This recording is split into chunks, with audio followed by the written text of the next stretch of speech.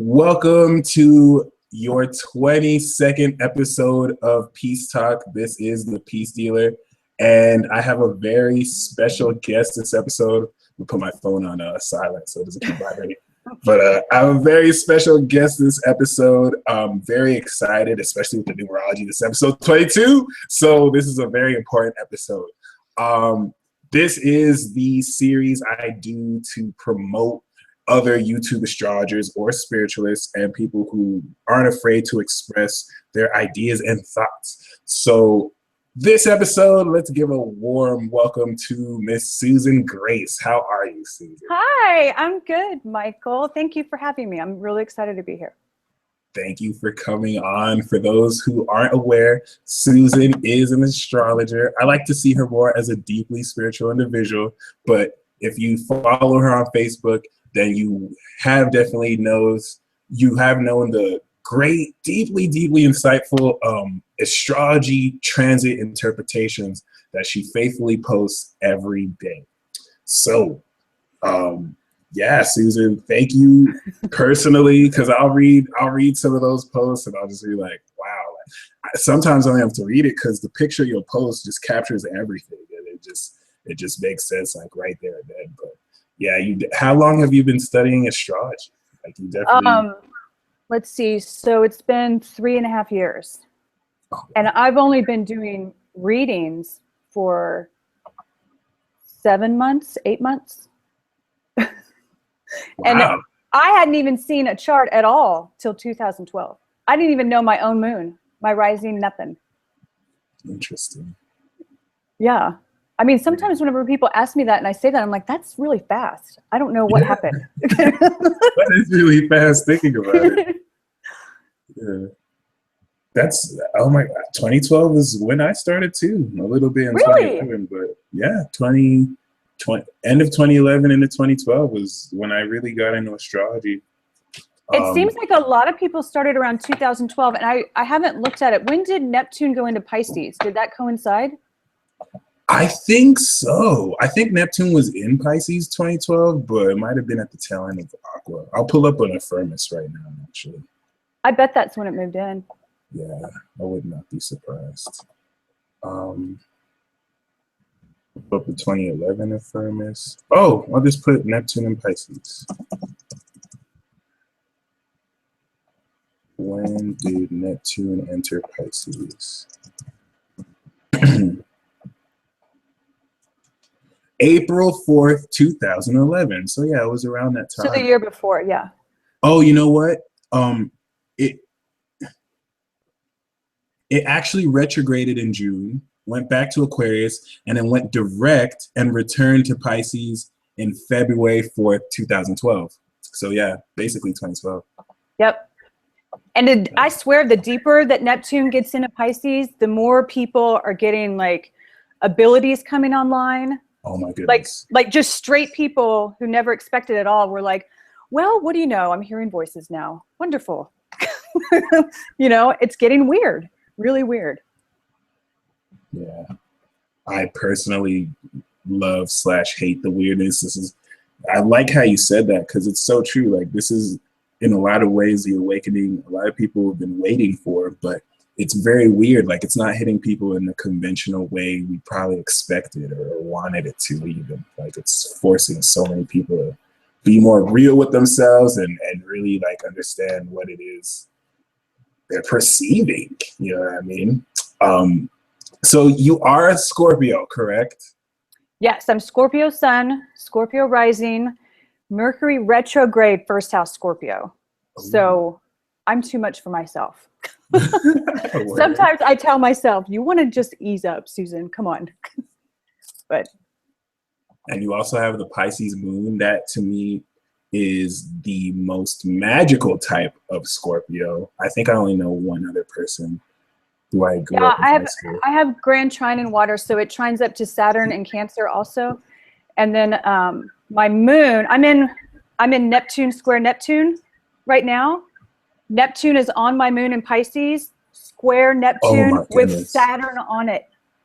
Wow. Yes. So really, like, I'm not even joking. It's like reality melting. It's so bizarre. And I just have to just go, oh, I don't know, whatever. Let's see what happens. It's Go ahead.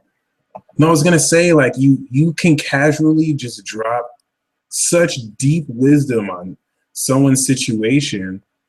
Like there will be certain insight you have to things, and it's so deeply insightful personally, but you say it like it's common knowledge almost. Like you don't say it like you were really digging deep inside. It's almost as if you just have this awareness, just like, I'm sure you work for it, but it's so refined. Like it's so good. I don't know how to explain it. I actually don't work for it at all.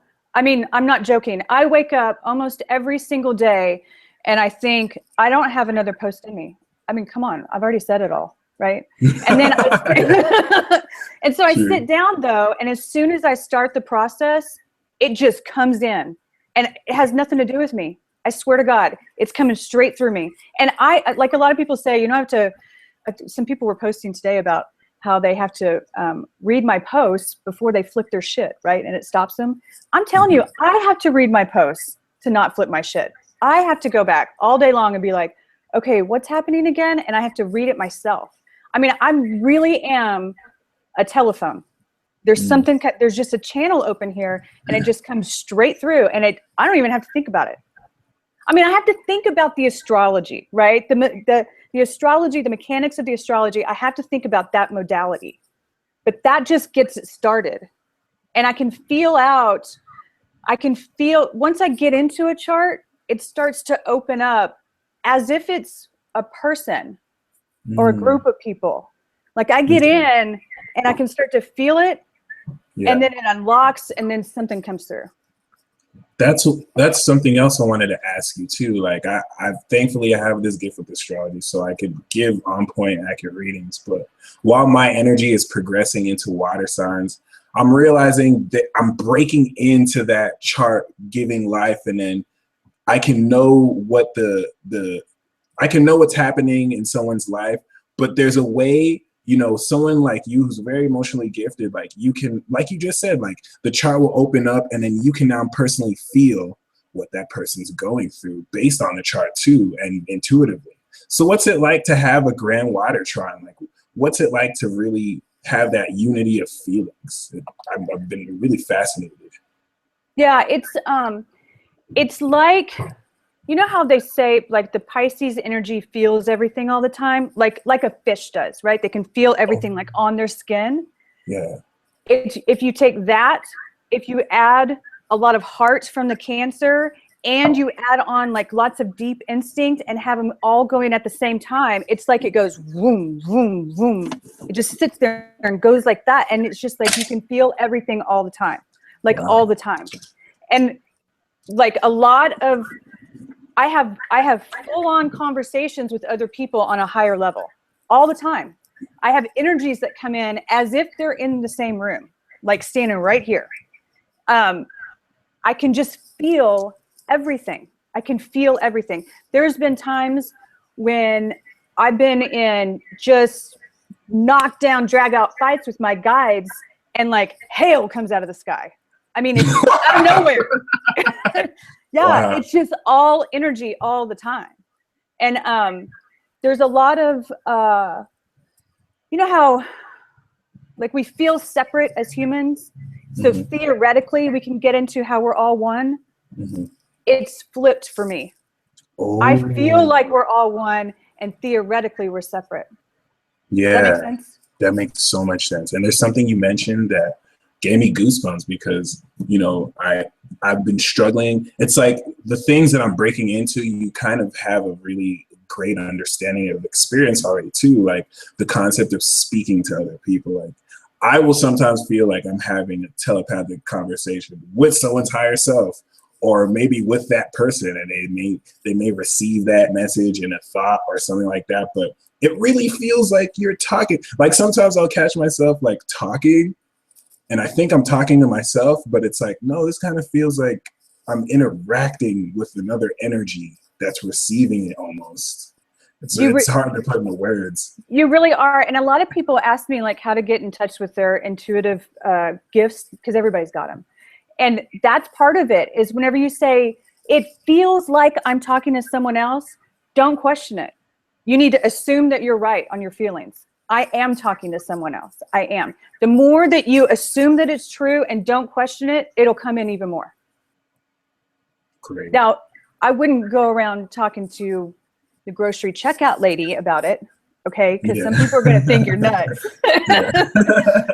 But you can talk to people you trust about it, you know? Yeah, that's true. So, okay, you have this, you have a, oh, no, what I was going to say is, okay, so for those who, what we're going to do now is actually have a live reading so that you watching can understand, get a greater understanding of how well she does these readings. So Susan has my chart right now, and we're going to do like a little mini chart reading. And yeah, let's see what that's. Okay, last chance. Are you sure you want to do this? Before, to understand that, before she was warning me, like, Mike, if I read your chart, I'm gonna go super deep. And I was like, okay, all right, I'm ready. Okay. There we go. All right. So, are you going to pull it up so people can see? Oh yeah, let me do that. I didn't even think about that. I'll screen share right now.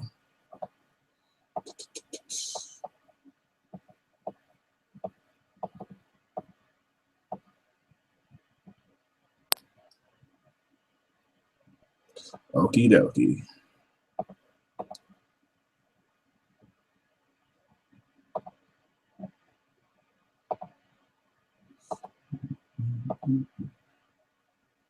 All right. Okay, Does there it you are. show? All Yep. right, cool. Okay, so this happens a lot where I read for people who already know their chart. And so I'm going to say this to you also. I'm not going to, I'm going to start getting into your chart, and I'm not insulting your intelligence when I say, you know, you have an Aquarius midheaven. It's just a way to start getting in there and get the chart to loosen up. Okay? Gotcha. All right, so Aquarius midheaven, right? Gemini in the first, Sun, and Taurus rising. And you know that people, like on a public level, see you as Aquarius, right? Humanitarian, but also like kind of unusual, right? Mm-hmm. Like not normal. Yeah, at all. no, I'm always known as the weird dude. Right. But also kind of pulled back, right? Yeah. And if somebody gets closer to you, they get to know you're rising next. So you're much more down to earth and connected to people if they get a little bit closer to you. And then once you get into your sun, you become more playful and mindful at the same time, right? Does that sound familiar? Yeah, it's like I switch from different modes. Right. Like I'm laid back, but you know, I could talk, I can engage in conversation and be lively, but I'm still going to be reserved and laid back. Right. So, I mean, the obvious thing about your chart is going to be the mystic rectangle, right? And you know this already. It's the big rectangle in your chart, and it connects 4 corners. And throughout your life, you're going to have to learn how to balance out those 4 corners. And it has to be balanced all the time. If one of the corners gets off, you've got like a table that's going like constantly, right? And it doesn't feel right. You've got to figure out a way for all 4 corners to be balanced at the same time. It's anchored, in my opinion, it's anchored by your Chiron and Cancer in the second. Oh, okay. Okay. I think it all revolves around that Chiron. You know what? It's interesting that you said balance too, because I focus too much energy on, I think because I'm ruled by Venus, but I focus too much on the 12th house Venus and I forget the other 3. Like I'll pull in from the 8th house, but I don't cultivate the Scorpio and Cancer part. So Okay. I get super imbalanced. I'm going to tell you why you get into that Venus. But let's go somewhere else first. Gotcha. All right. Chiron's going to be an ancient wound, and this is a real serious wound. And we might talk about it. If it gets too serious, I might pull back from it. Okay. But it's a deep wound around your worth when it has something to do about a like a nourishing motherly energy. Okay. Yeah. And you've got Jupiter on it. Okay. So you've got an overflowing ability to care for people, but there's a wound on it. And it's exact 15 degrees. And I think 15 I think is the Libra degree. So you're wanting to even it out and have it to be beautiful, but that wound is so deep that it gets hard and you can't come at it directly. We might come back to it. But what you're trying to do, Michael, is you're trying to get pulled up out of that wound through your Capricorn. Capricorn, Uranus and Neptune in the 8th, okay? That is a radical, divinely ordered commitment to your own transformation, and it's real serious, okay? And then you go into the next house, 9th house, Capricorn, Moon, and Saturn in the house of beliefs. Mm-hmm. Saturn on your moon already, if it were in any other sign, would feel like you don't have access to your emotions. Nope. Okay. Nope. Yeah. And it being in Capricorn, okay, it can feel like you're dead inside. Yeah. I mean, I like how you said that. I mean, it's not like I don't have feelings, but it feels like I don't have feelings. Like it's stuck behind so much dirt and energy. Like to harness it, I would have to pass through a brick wall. Right.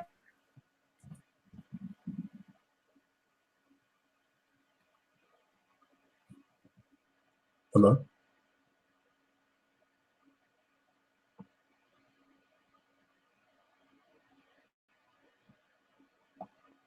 Emotions or don't have access to them, and people around you back that up. They'll say, yep, that's true about him. It's not true about you. You have all the emotions that everybody else has, all of them. They're all in there. It's just that you're excellence driven about them. There's something about you that goes at your emotions and says, is this okay or is it not? How's this one doing? Can I let this out? What does this look like? Like, you don't want to be a hot mess. You don't want something that you don't have a handle on to come out. So you keep it in. They're all in there. You do feel all the time.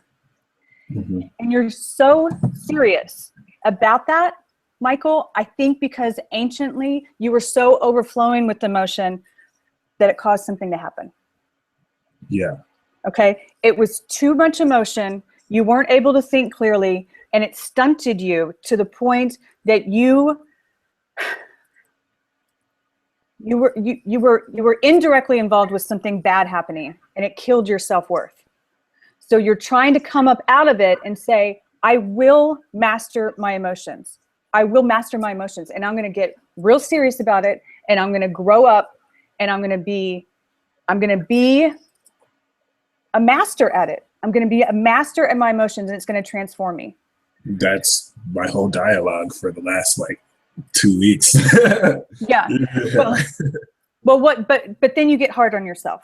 Then you start saying, I can't feel anything. I won't feel anything. I won't show anything. I can't do this. And so what you're going to do, and what I think is coming in, and we talked about this before, I think you've got a relationship coming in. And I think it's going to be real serious, and I think it's going to be intense, and it's going to be something you haven't seen before. And it's on purpose. Venus in Taurus in the 12th does not mean that love is elusive and you'll never get to it. That's not what that means. I know you feel that way. I do. But that's not. That is not what that means. That means that divinity comes down to earth through your heart. That's what that means. That you have a love of a higher order coming in that gets grounded into reality. Wow. And it's opposing Pluto and Scorpio conjunct your Juno. This is somebody who's intense and who can get all the way inside your intensity and is not scared of it. That will get all the way in there with you.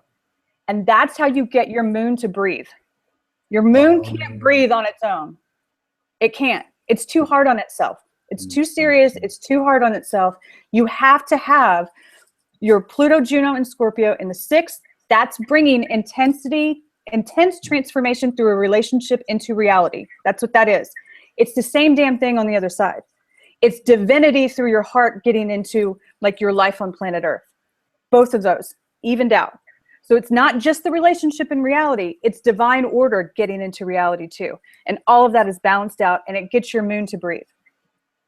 It's funny because I've made that whenever I'll make myself think that, then I get too hard on myself and I'm like, nah, I can't depend on a relationship. So you like confirming this right now is wow. Well, let me tell you something. You can't depend on a relationship. I'll tell you that right now. Okay. We don't know what's going to happen in relationships. They turn on a dime and you never expect it. You cannot put everything into relationship. And that's part of your Chiron. Part of your Chiron is pulling yourself away from a dependency on a mothering energy. Pulling away from it, getting responsible about your own emotions, okay? And then channeling your own transformation through a very intense relationship. Like you can look at this relationship as this gets all the way down deep inside me.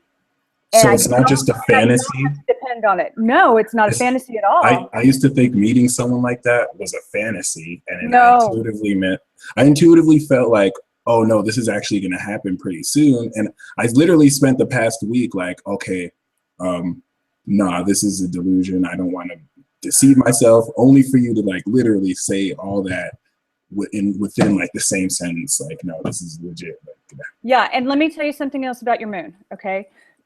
You're 25, right? Yeah. Okay. You're an unusual 25. People around you don't understand your moon because they don't understand their own moons. They've got their emotions just going all over the fucking place. Okay. And they don't take responsibility for it because they don't know how to yet. Okay. And they're not going to learn how to until their Saturn return. But you've got Saturn on your moon in Capricorn. You live in Saturn return. You're already there. You're there all the time. And so where most people get a real true handle on their emotions around 40, not even at 30, 40, you're already there.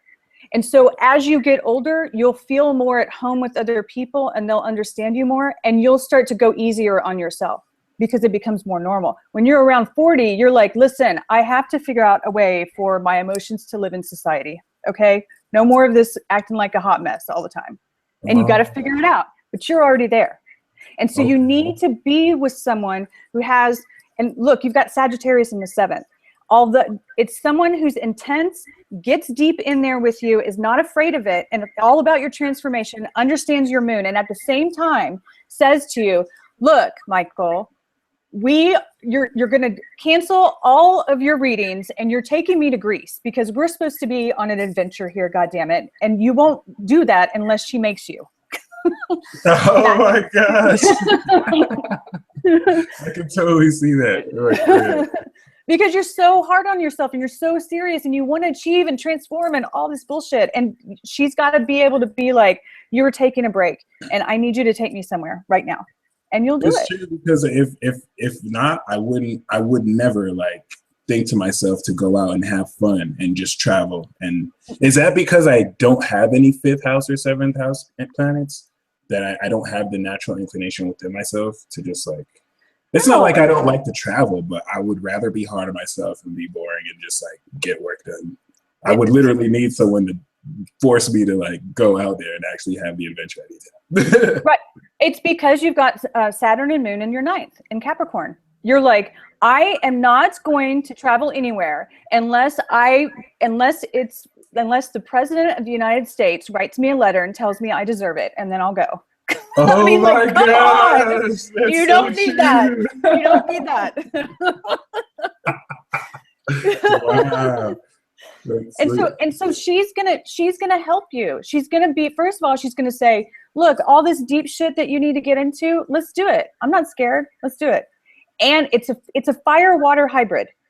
Okay? She's got fire in her to make you loosen up. Come on. All that Capricorn, I'm telling you, it does not shut you down. It doesn't make you boring. It doesn't make you cold. It doesn't make you mean. None of that bullshit. That's something you tell yourself and it's something other people tell you. And it's a load of crap. Okay? What you need is a relationship of someone who pulls you out of that when you're too hard on yourself. And it's coming. I'm telling you, it's coming. Wow. Like it's like I can feel it. It's here. Damn. Yeah. I would not recommend that you trust someone who's not mature enough to handle this, though. Okay?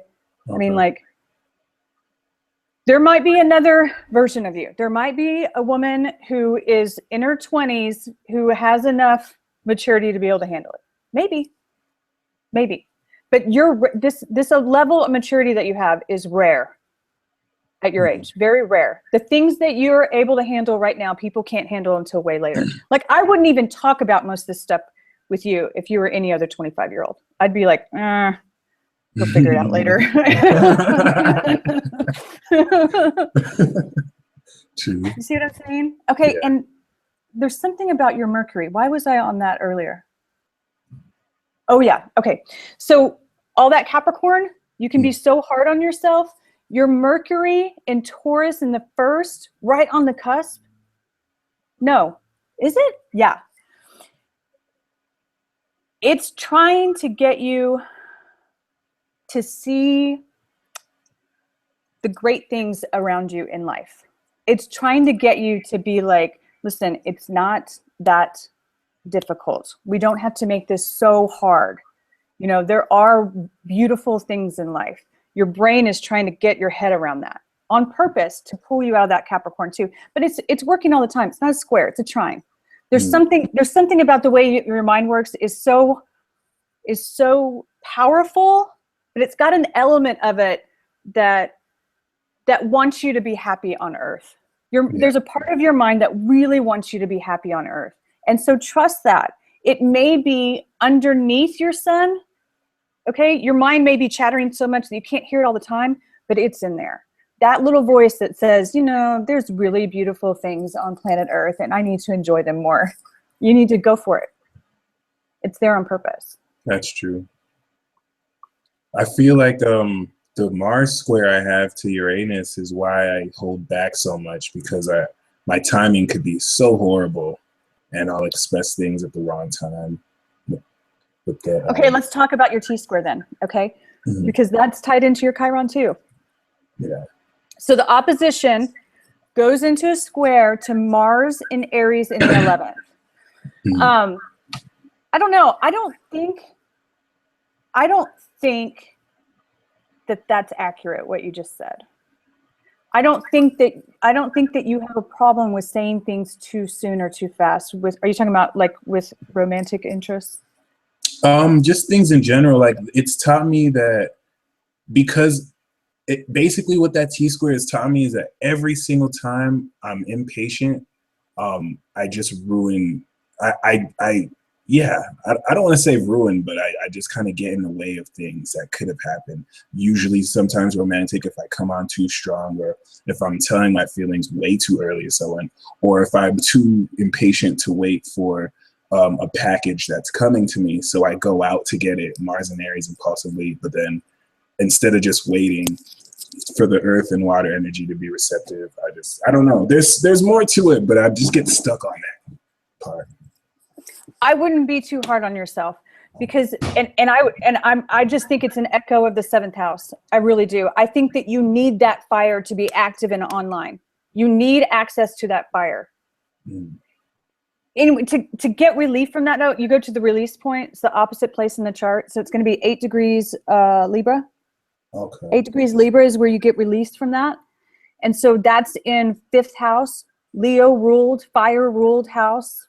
Ironically, transit Mars is there right now. Oh, that's degree. Mars opposed Mars. And so what that's saying, no wonder Michael, I'm feeling so horny. What that's saying is that whenever it gets hard, where you feel like you're jumping the gun and you're going too far and you got too much fire, it's just like, oh, I ruin everything. The way that you get released from that is you go to 5th house Libra and you remind yourself that what you're really trying to do is to keep your fire and your love for life and beauty online. And so where you come down on yourself, probably through Capricorn, okay, with that fire, you go down to the release point. It's 5th house Libra. It's your intention, okay, if it were balanced out, is to keep your love for life and beauty online. And that you really do want things to flow well and be even. You do. I mean, you see that life and your love for life works better when there's evenness. And you really do want that. You just go too far sometimes. And that's okay. Yeah. Okay. It's all right. For sure. Wow, that's amazing. That's really amazing. What would you make of that North Node? Or maybe I have any contact for the South Node. I was looking at that North Node. I'm like, oh, we'll talk about it later. But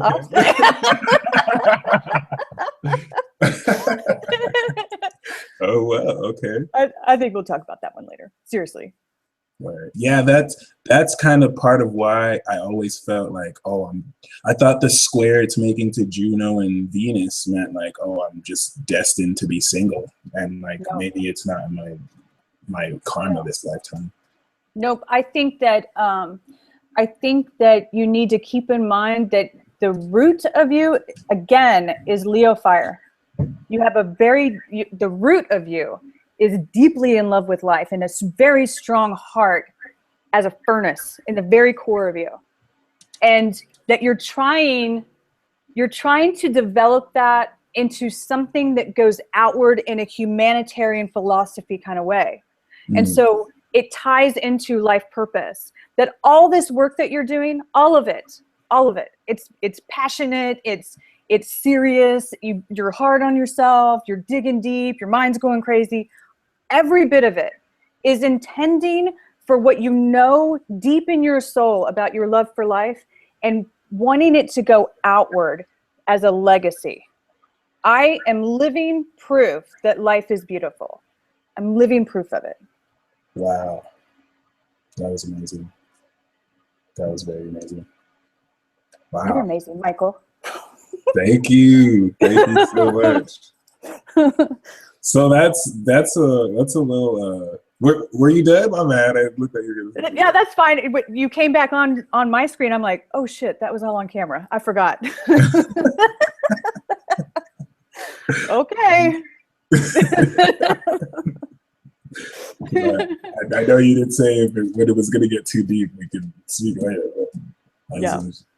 But I have more to say about some other stuff later. We'll talk about it. Okay, cool.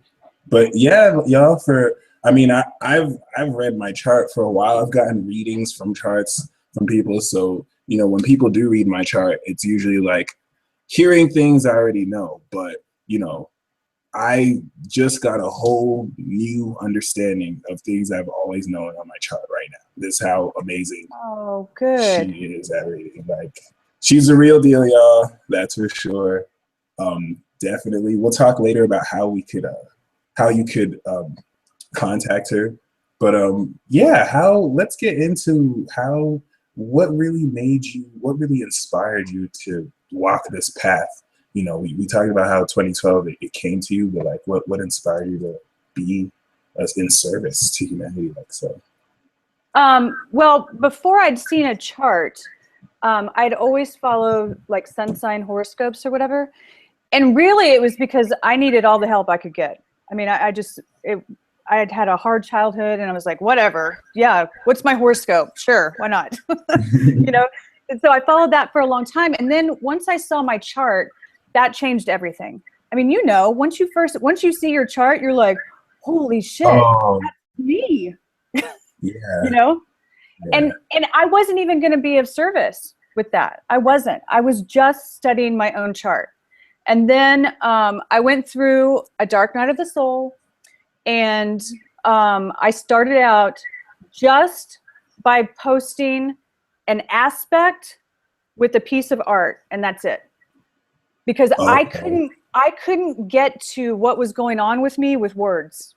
I couldn't get there. It was too much. I was too far down in it. And so through art, I was able to access what was happening with me.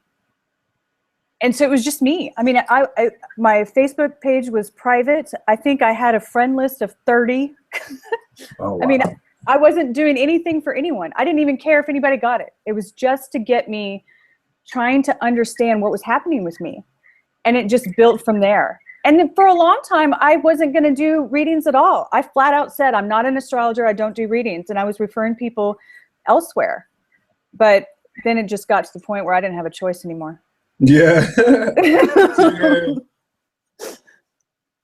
That's what's up. Okay. So barring on that, where do you feel we as a collective are headed?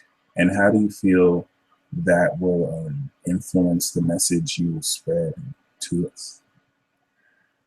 We are ushering in the end of suffering. Yes. All of us. All of us are ending suffering right now. And there is no other purpose on this earth right now except to end our suffering and to reemerge as our fully integrated true selves. That's it. That's all we're doing. Okay.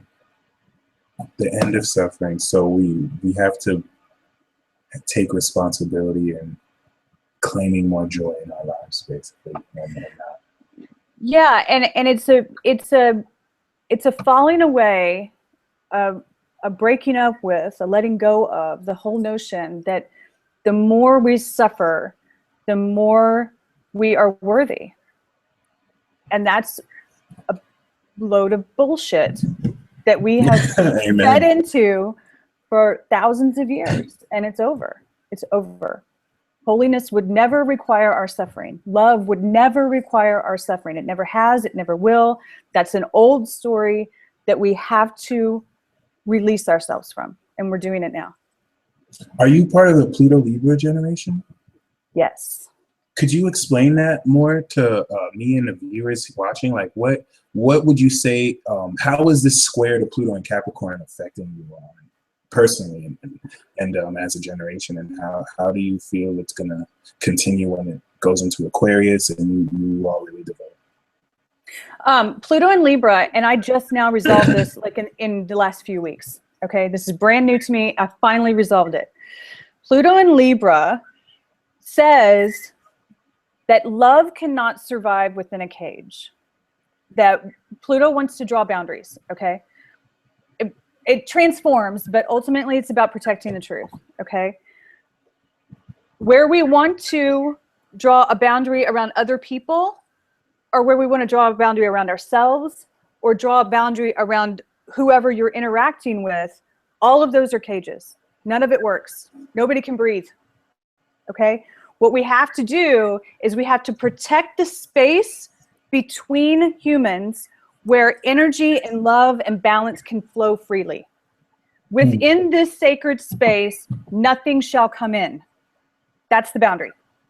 And let energy flow as it wants to, evenly and beautifully.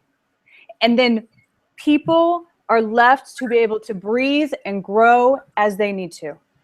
Not in a cage, outside the cage. And they can come and go freely too. Okay, it would be wonderful if you met somebody and you're with them for the rest of your life, but you won't know that you're going to be with them for the rest of your life until the end of your life. You don't know what's going to happen. You don't know. You don't know. And you came into this world alone. You will leave this world alone. Okay, it is a blessing every single moment that that energy is continuing to flow freely and in beauty and harmony. Every single moment is a blessing. When it stops and it has run its course, people need to be able to fall away and move on with their lives without it being so fucking devastating that you can't function anymore. No, that is a cage. That is a cage. No more cages. Oh, okay. Okay, that makes more sense. Interesting. Does that make sense? Yeah. So the cage is like, is the Pluto the cage, or is it the boundary that's marked by Pluto, or is it just more the intensity of that decision? It's a misapplication of, well, Pluto's tearing it down. So okay. Pluto is tearing down how we put each other in cages to try and hold on. You can't. Libra needs to be able to flow back and forth. It needs an evenness of energy. When you start clamping down on things, Libra is not there anymore. Okay, Libra is like, what is happening? I can't flow at all. You can't do that. Relationships cannot survive that way. We have to let go and let energy go where it needs to. Wonderful. The longer it lasts, beautiful, awesome. But it's not going to last because you fucking make it stay. No, no. That's not love. That's prison. That's so true. Even I can totally take so much away from that as far as learning to appreciate more when something good comes instead of hoping it'll stay forever, that kind of thing. But how do you feel your relation? Because I just talking to you now, like I just realized how important Pluto Libra really is right now, because you're interacting with the Pluto Scorpio and Pluto Sag, who are coming into our own maturity, and then you have to deal with the Pluto Virgo and the Pluto Leo, who have already done it. So you're like balancing literally just like the sun, both of those. Like, how do you feel your relationship with the older generation works with the younger generation? I think that Pluto Virgo people were interested in being very particular about rules. You know, kind of like Capricorn, but more in a Virgo kind of way. Like, something's wrong here, so let's put a rule on it. What? No. I mean, you know, it served a purpose, but Libra's coming in and going, too many rules. So it was more of a tradition reality kind of thing, where Libra's trying to loosen it up and get the energy to flow again. Okay. Pluto and Scorpio, you guys are coming online now, and I tell you, I see it right and left. It's trust, intimacy, and boundaries being redefined immediately. You guys are coming into it immediately. Where Pluto and Libra was like, let's get this flowing again. It's still airy. It's still a concept. Pluto and Scorpio is like, okay, now what does that really mean when we are down in it? Like, in it. What does that really mean? You know, to be very tight in an intense kind of way, but still not have a cage around it. That's hard. That's really hard. To be able to trust someone with no cage. Holy shit. Oh my gosh. Yeah, holy shit. True. Right? Yeah. You guys are going to start doing that. You guys are going to start redefining trust that is actual trust, not a cage. We have trust because we want trust and we invest in it. And there's that intimate connection. Right. Because it's an intimate, deep connection, not because I have to and it's against the law for you to leave. I mean, no. Oh, there we go. That makes so much. Yeah, I like how you put that. That's very true. Yeah, it's very true. And that's probably why we're suffering. We're not suffering, but that's probably why we're exemplifying it horribly. We're having to learn through horrible mistakes. Yeah. And I'm telling you, I mean, I just now wrapped my head around Pluto and Libra. You guys don't have to wait till later part in your life. When you see Pluto tearing apart definitions of what trust, intimacy, and boundaries means, you look at it and don't fight it. Don't be like, okay, now I'm going to go crazy with it. No, just be like, hey, how is this trying to transform into something higher? You can proactively do that now. You don't have to wait until you get your ass kicked all over the place. You don't. That's true. Now, a lot of people will. A lot of people are going to get burned hard, and it's gonna feel like trust, intimacy, boundaries is trying to kill them. It's going to feel like it could take you out. I'm so glad that makes so much sense. It's almost as if like you're forced in situations where you have to trust someone who you know is going to stab you. This person can destroy me and I have to trust them. Holy shit. Right? Yeah. But I guess it's just like the Scorpio sign, like in that death, you almost have to get beat, or you don't have to get beat, but you almost have to reach that death so you can be like the Phoenix and transform. With that kind of like fear. Okay. You have to be willing to be taken all the way down. Trust is not trust unless you're willing to be taken all the way down. That's not trust. It's theoretical unless you're willing. And trust means I know that you could fucking kill me. I know it, but I'm going to come in here anyway and trust that you won't. And then it's like, oh, goddamn. I mean, that's like high risk, really high. So intense. Yeah. But you have so many quotables. There's so many one-liners and quotes that you said right now. We'll come back and watch and just like, oh my gosh, write this down. That's awesome though. Wow, that was a really great answer. Okay, well, before we ask a couple more questions, let's draw some tarot cards. Okay. I got a last time I did this with Kay, we drew signs for like 12 signs, but sorry, we drew cards for each of the 12 signs, but I want to do a little different. We could take turns drawing cards for, we'll make it a little bit more general for like the elements, and then we could do like a general reading for like Sagittarius season for everyone. Okay. Yeah. Okay. You just tell me what we're drawing for before we draw. Okay, so we'll draw this first card right now. And this one is for the earth element, Taurus, Capricorn, and Virgo. For Sagittarius season? Oh, yeah, for Sagittarius season. Okay. Okay, Earth. Every time you do this, like when you're like, and we're about to draw cards, you should, whenever I'm watching shows like this, my face gets really close to the screen. I'm like, here it comes. I get so excited. I'll draw my card after you explain your card too, so it'll compliment. All right.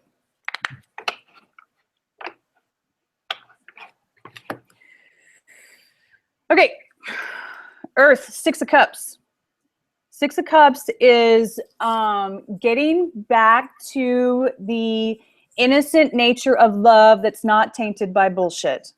Like really, it's like inner child's touching each other in an adult kind of way. I don't mean touching each, that sounded horrible.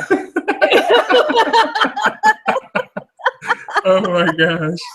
I mean getting back to the essence of love. Before you got fucked up, before the whole idea of love turned into something weird, okay? Going back to that. Sagittarius season, Earth. And to complement, I got the King of Cups, which is another emotional card. It's not a coincidence that we're pulling water cards because for the Earth tribe, Sagittarius season is all in your water houses. So you're having to develop deep emotional maturity. So borrowing on this innocence you're going to tap into, it's going to really set you up for some deep, profound, transformative love. Okay, so, who's next? The fire trine, Sag, Aries, and Leo. God damn. Okay, I don't know what this is about. Four of Pentacles. Four of Pentacles is it's money shit. It's about not being overly generous, watching how it's coming in and going out, but also not being a dick about your money. I mean, come on. You've got to share the wealth whenever it comes in, but you also have to be mindful about what's coming in and going out. Okay, so they have a certain focus on like conserving their energy. Yeah, conserving energy, but also about abundance. It's like not wanting it all to come in and not throwing it all out. You got to have a balance. Okay, yeah. 4 is a very stable number too. The Knight of Cups complementing that is saying, for many of you, you're going to come into a stable income based off your art and creative ventures, but it's also warning you against giving too much of your emotions out and giving too much of your romantic and artistic energy. They're also like needs to be a balance. So right. the next one is the air tribe, the Gemini, Aquarius, and Libra. Okay.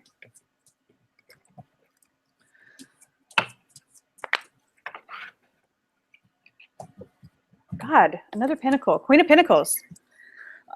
Queen of Pentacles, isn't that the card of someone, like a woman who lives in her own power of abundance herself and doesn't rely on anyone? Isn't that right?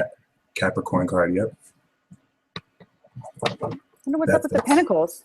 Oh, I wonder if it's because of the holiday season that Pentacles are coming up.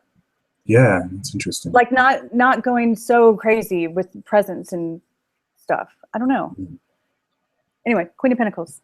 Well, it's interesting because the Four of Pentacles is a Sun and Capricorn card, and the Queen of Pentacles is another Capricorn card. Ah. So that's very interesting. And then just like we got the Knight of Cups for fire, for air, we have the Sagittarius card. So this is with the Queen of Pentacles. It's kind of encouraging the air tribe to be passionate, be adventurous, but you have to ground yourself with mature decisions and knowing your worth and value, so you can refine the quality of your passion against him and wherever you're going. So finally, the water tribe. Oh God, this Pisces, better be good. I saved the best. God damn it. Ugh. Man, that Scorpio season was brutal. Yeah, it was. Oh my goodness. I didn't expect it. Yeah. My dark side kicked my ass. Did it really? Yeah, like I had everything, all the stuff that I was ready to fix on my lifestyle, I ended up not doing and started when Sag season hit. Like I just indulged completely in what I was supposed to look up. Okay, Water Tribe, Seven of Cups. That's a Sagittarius card, isn't it? No, it's a Venus in Scorpio. Venus is coming into Scorpio. Yes, this is true. Awesome. Okay, Yeah. so I know that a lot of people are saying that Neptune and Pisces is delusional. Like, don't go so far into the water that you lose sight. I think it's okay for the Water Tribe to dream. I really do. I think it's okay to dream. This right? is amazing. Yeah, it is. It definitely is, because I think it is for water signs, and not only should you dream, but these dreams are going to take you into a grand mystical spiritual adventure. Yay! So that's really awesome. That's Yeah. really awesome. Man, Michael, you're good at this. You should do this for a living. I'll take your advice. You too. Word. All right, let's do one more card for like a final message for anybody. Okay. It'll be like a message from your higher self kind of thing. All right.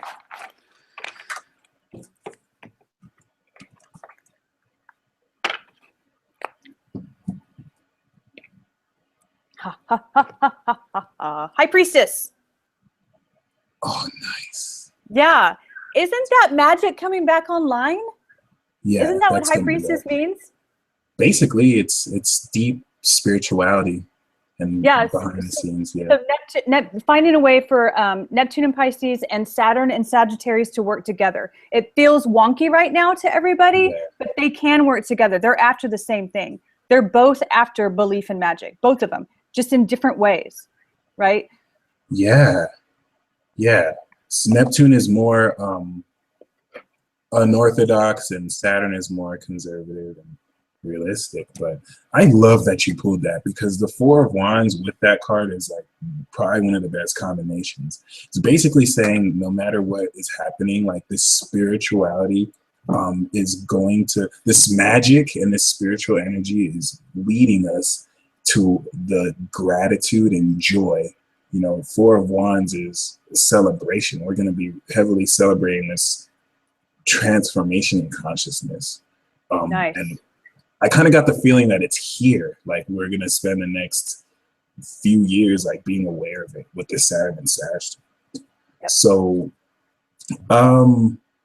before we close, let me put you on the hot seat and ask you God. The dreaded question I ask everyone. What are your 3 favorite zodiac signs, and what 3 zodiac signs give you the biggest challenge? I swear to God, Michael, I was in the bathroom this week and I was thinking, what if he asked me that question? And I was trying to think, I'm like, no, maybe he won't ask me. Sure as shit, he asked me.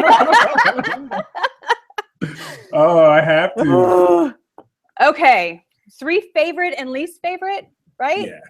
You know, okay. Well, I don't like to be mean, so instead of least favorite, we say most challenging. But yeah, most challenging. Yeah. All right. I'm going to go with most challenging first. Okay. I have Saturn in Cancer. I'm going to say Cancer is most challenging because Cancer wants to give it all away. And then when it gets all dumped out, it gets all victim-y. Like, why don't you love me? I loved you. Why don't you love me? Like that kind of stuff. And I just hate that. I hate it. That is so cute. Yeah.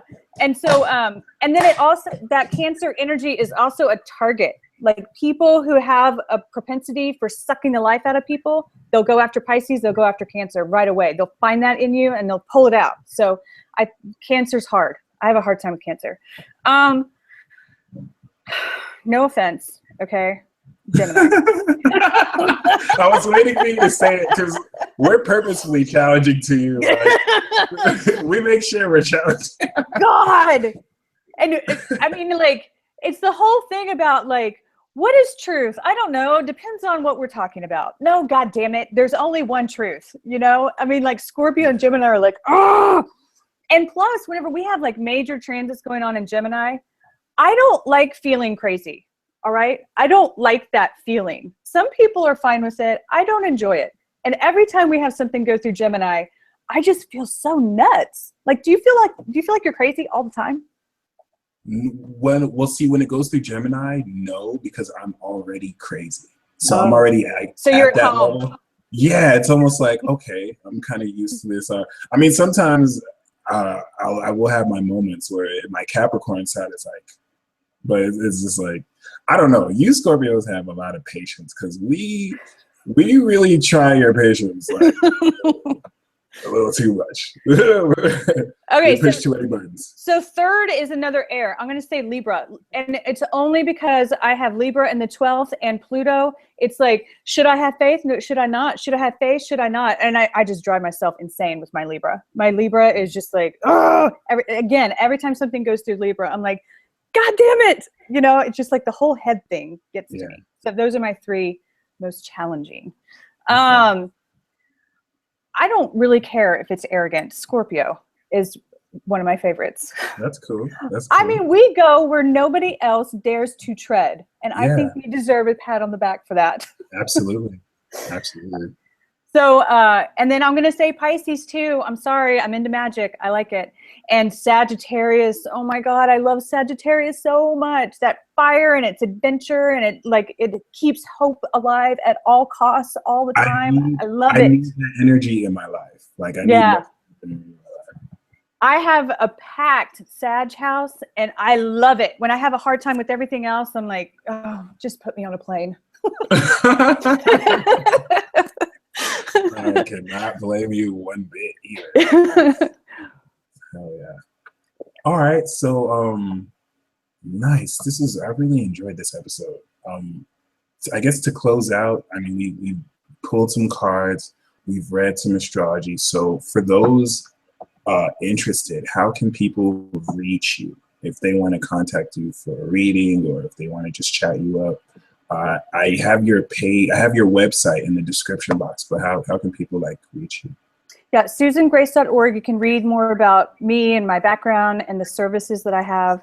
And then I'm under Susan Grace on Facebook too. So even if you're in a position where you can't afford a reading, I still show up for the collective so that nobody is left out there like not knowing what the hell is going on and what to do about it. So either way, Facebook, Susan Grace, and website is SusanGrace.org. Awesome. All righty. So that is this episode of Peace Talk. Catch us next week when we interview Miss Josie Energy. It's going to go in. Peace.